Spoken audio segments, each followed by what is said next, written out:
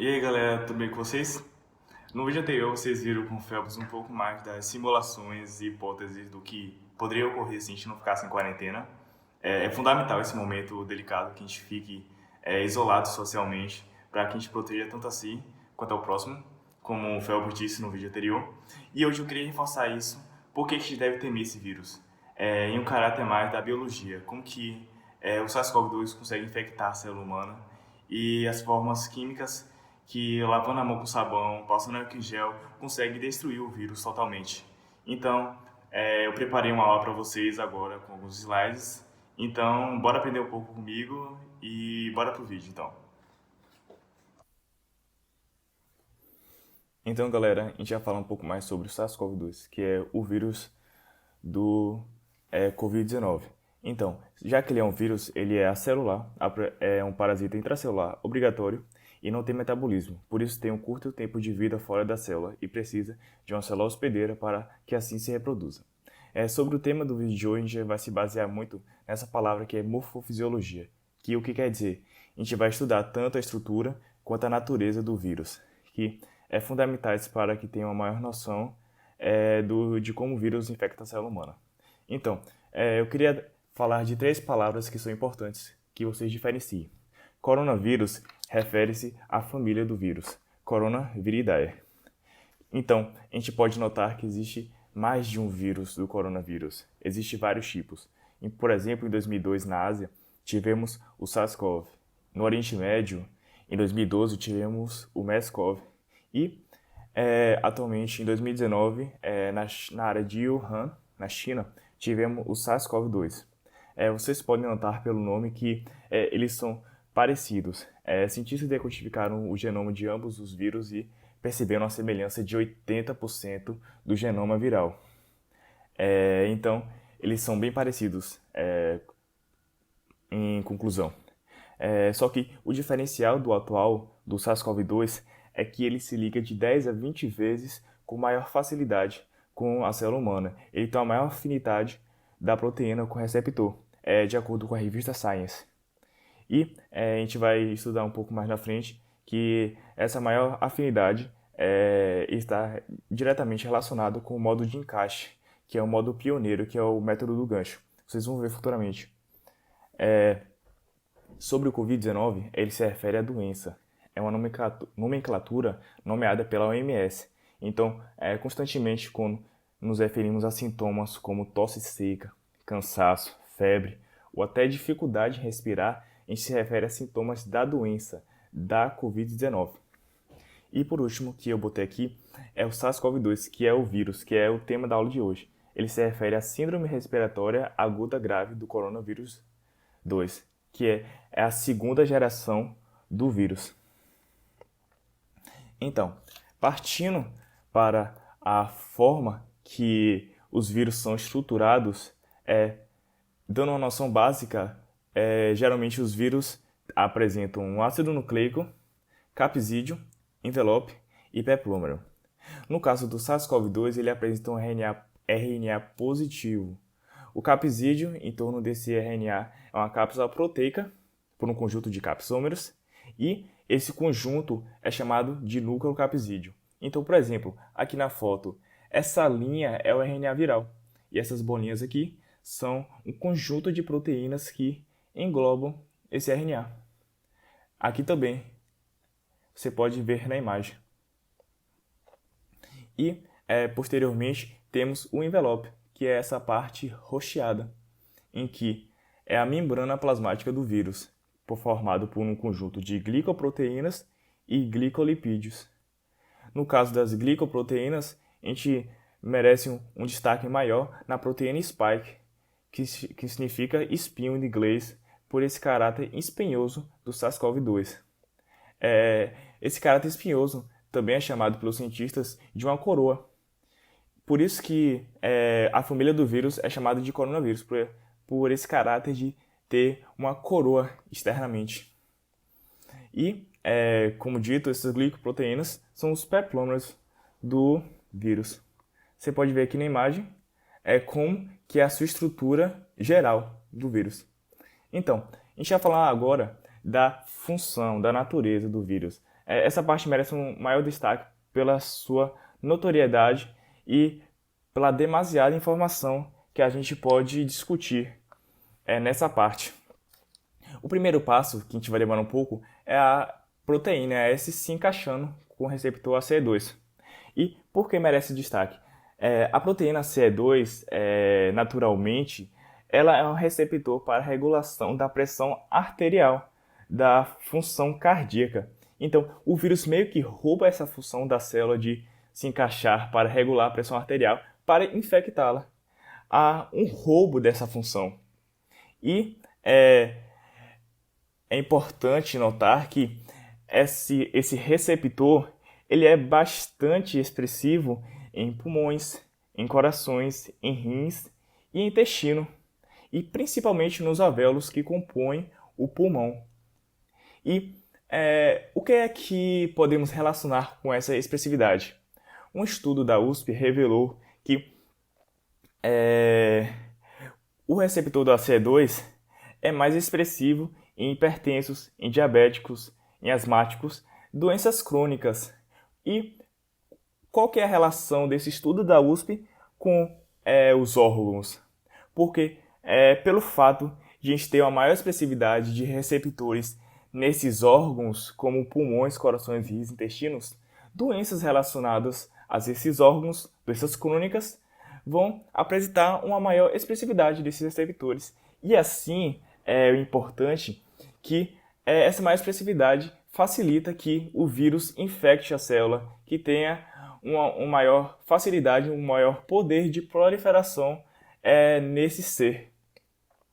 Por isso que eles estão nos grupos de risco, por esse fundamental fato. E compondo também o grupo de risco, temos os idosos. Por que eles estão lá? Podemos notar que os idosos têm um baixo sistema imunológico. Eles têm baixas quantidades de anticorpos neutralizantes ABS. E eu vou falar aqui um pouquinho que eu estava pesquisando, achei interessante, é que o vírus ele tem uma forma meio que diferente de se mascarar com os anticorpos. A spike, que é a glicoproteína, essa parte azul aqui fora da célula, ela é revertida por açúcares. E esses açúcares meio que mascaram, meio que blindam que os anticorpos reconheçam o vírus e o destruam. Essa capacidade de se mascarar ajuda muito para que o vírus sobreviva no meio extracelular e no corpo humano e consiga infectar outras células. Se vocês quiserem saber, esse açúcar é glicanos ligado a N, mas eu não vou entrar em detalhes. Depois vocês dão uma pesquisada nisso. Então, esse modo de encaixe é bem relacionado com o método, no caso, chave-fechadura. Por quê? Porque a proteína S é a chave. E a fechadura, a CE2, que é o receptor, quando a proteína encaixa, ela abre para o meio intracelular. E assim há uma infecção. Então, com essa contextualização toda, eu queria que a gente falasse mais agora do segundo passo, que quando que o RNA viral é espalhado no meio intracelular, no citoplasma, que quando ele é exposto, ele vai ser usado para proteínas traduzirem o RNA e formarem outras proteínas, que no caso não são glicosiladas. As proteínas não têm esse poder de glicosilação. E eu queria destacar que o complexo de Golgi tem um papel fundamental nessa parte, porque ele sim tem esse papel de glicosilar. E você pode se perguntar, o que é glicosilação? Pronto. A glicosilação é um processo em que transformamos proteínas em glicoproteínas. Colocamos açúcares nessas proteínas. Açúcares estes que podem mascarar o vírus no meio extracelular, que anticorpos combatem ele, e também ajudam no processo de reconhecimento da proteína com seu receptor. para que tenha um encaixe com maior afinidade e assim infecte a célula. Então, esse é um panorama bem interessante assim, de que o vírus ele utiliza de organelas da célula para que assim se prolifere no corpo humano. Então, posteriormente de formadas glicoproteínas, vamos ter o envelope, em que será composto por essas glicoproteínas, e a célula vai ser exorcitada, as células criadas, e vão assim partir para outras células humanas, para que assim infecte. Então, uma curiosidade que eu queria destacar aqui, que vocês podem relacionar por diversas informações vistas atualmente, é a subdivisão da proteína S, spike, que é dividida em S1 e S2. S1 ela serve de primeiro contato com a célula. Ela serve como uma forma de estabilizar a pré-fusão, estabilizar assim o encaixe da proteína S1 com o receptor ACE2. E essa proteína S1 é também chamada de proteína RBD aqui. E é notório assim que vocês saibam que esse método novo de subdivisão é chamado de método do gancho, em que primeiro o S1 vai encaixar, vai estabilizar o vírus com a célula, e depois o S2 vai por meio de um processo de clivagem. O que é isso? S1 e S2 vão se separar porque não estão ligados covalentemente, tem uma fraca interação, então vão se separar, vão se desmanchar, e S2 vai com a forma de gancho prender na membrana plasmática da célula humana e assim fundir o envelope viral com a membrana plasmática da célula, liberando assim o RNA viral no citoplasma e ocorrendo o processo descrito neste slide. E você pode se perguntar qual é o objetivo de eu estar trazendo essa subdivisão. Por exemplo, não sei se vocês viram, mas existia uma conspiração de que a China teria criado esse vírus em laboratório. Teria sido uma forma de um golpe econômico para que várias bolsas de valores de diversos mercados globais caíssem e só a chinesa crescesse. Só que cientistas revelaram que essa conspiração é errada, é uma fake news. Por quê? Eles comprovaram e argumentaram que para que criasse um vírus em laboratório, primeiramente precisamos se basear num vírus antigo para a criação de um novo. Só que com esse método do gancho, notamos que nunca foi visto esse método pioneiro de encaixe com a célula humana. E esse método novo, esse pioneiro, nunca poderia ser criado em laboratório se nunca foi visto. É algo novo em que comprova que não que essa conspiração está errada, que esse vírus SARS-CoV-2 foi formado por um processo de mutação da SARS-CoV de 2002 atualmente, que agora infecta seres humanos.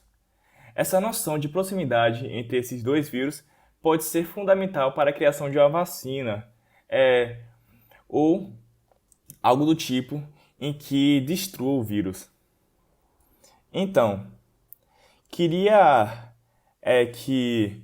trazer um maior destaque agora nas formas de prevenção. Por quê? Porque passando álcool em gel em suas mãos ou lavando com sabão e água, meio que destruímos os vírus que provavelmente ou possivelmente estariam infectados em nossas mãos. Por quê? Primeiramente, o sabão ele é composto de uma parte polar, que é essa bolinha verde, e uma parte apolar, é uma cauda hidrofóbica e uma cabeça hidrofílica.